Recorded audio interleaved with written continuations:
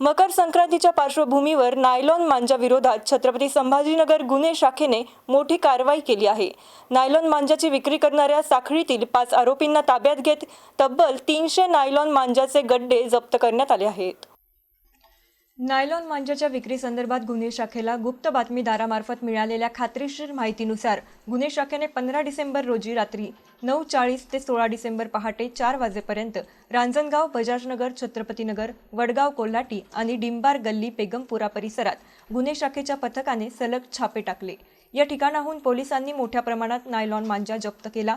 तर या कारवाईत रुद्राक्ष बुरसे, भागवत जाधव, राज जगताप, रोहन ढेंगळे, संदीप डोईफोडे या 5 आरोपींना ताब्यात घेण्यात आले असून त्यांच्याकडून एकूण 2,70,000चा नायलॉन मांजा जप्त करण्यात आला आहे। तर नायलॉन मांजा आणि चायनीज मांजा अतिशय घातक असून यामुळे नागरिकांसह पशुपक्ष्यांच्या जीवाला गंभीर धोका निर्माण होतो। त्यामुळे अशा प्रकारच्या मांजाच्या साठवणूक, विक्री व वापरावर कडक कारवाईचे आदेश पोलीस आयुक्तांनी दिले आहेत।